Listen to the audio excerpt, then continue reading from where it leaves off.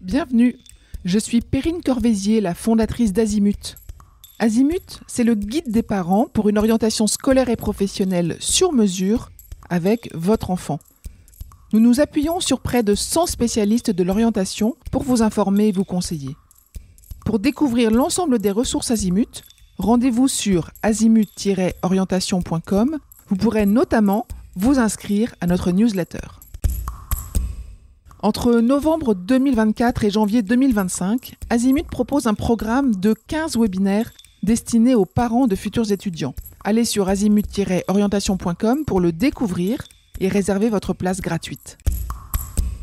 Je laisse place maintenant au contenu de cet épisode. Bonne écoute. Votre enfant a décidé de candidater pour des études supérieures à l'étranger.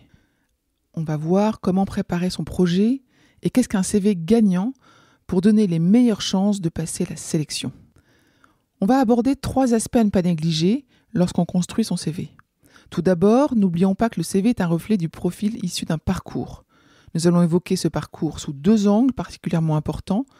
Le premier point à mettre en valeur, c'est l'engagement, c'est-à-dire la capacité du candidat à développer son aptitude à aller de l'avant et à être capable de valoriser ce qu'il a déjà pu accomplir bénévolement dans son établissement ou dans le monde associatif.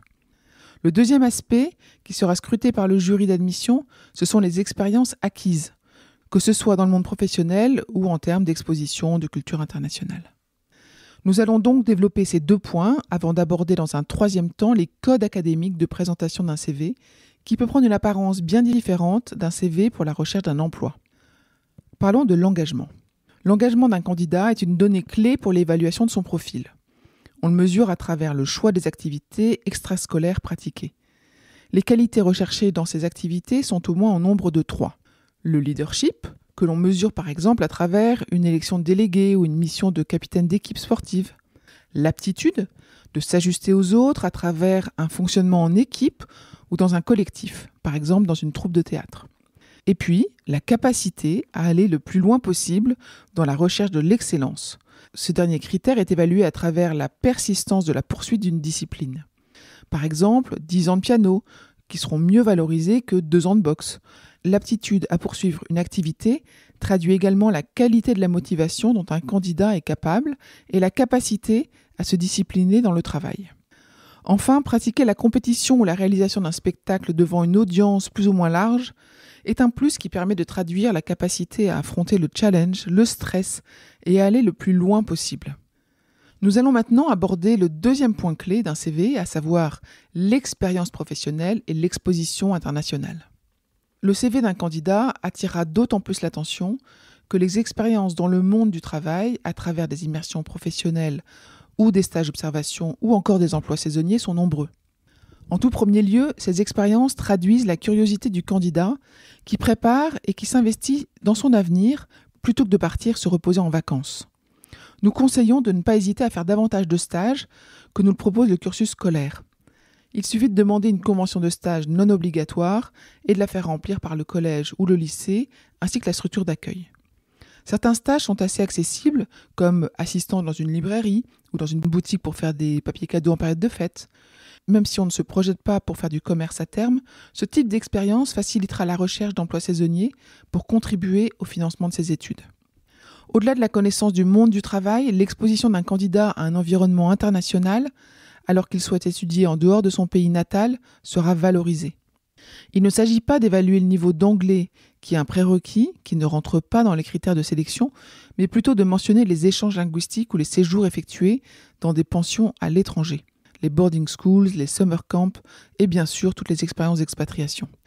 Le jury estimera à travers ces expériences la capacité du candidat à prendre du recul, à avoir un esprit ouvert, à élargir ses horizons, à s'adapter et à avoir une approche inclusive. Inutile de préciser que les voyages privés en famille ne doivent pas être mentionnés au risque de passer pour un jeune téléguidé et très, voire peut-être même trop gâté. Pour cette 3e partie, voyons comment présenter un CV. Une fois que votre enfant a rassemblé tous les différents éléments qu'il allait faire figurer sur son CV, comment convient-il de le présenter pour répondre au code académique de présentation ? En fait, il s'agit d'une approche assez différente du CV que vous, parents, peut-être avez fait lorsque vous cherchiez un job. La totalité des éléments fournis doivent être documentés, c'est-à-dire détaillés. Le résultat obtenu avec les notes, les diplômes, le classement. Le développement de ce niveau de détail justifie que le CV tienne sur plus d'une page, avec un maximum de 2 pages en recto verso. Pour être clair, ces 2 pages sont un maximum à ne pas dépasser, alors que l'on recommande un CV sur 1 page pour une recherche d'un emploi. La couleur et le remplissage seront à éviter. Inutile de décliner vos qualités et vos objectifs. Le jury, à travers de ce que vous documentez, se fera une idée par lui-même et il lira avec attention votre lettre de motivation. Tout ce qui n'est pas factualisé doit être banni. Pour conclure, le CV doit répondre aux attentes de la formation pour laquelle on postule. Il peut même se décliner sous différentes versions pour répondre précisément aux objectifs souhaités. Le travail de conception et de mise en forme d'un CV est long et fastidieux. On peut commencer en 3e et l'enrichir petit à petit. C'est un exercice vertueux et un outil très efficace pour prendre du recul par rapport à soi. Je vous retiens quelques instants.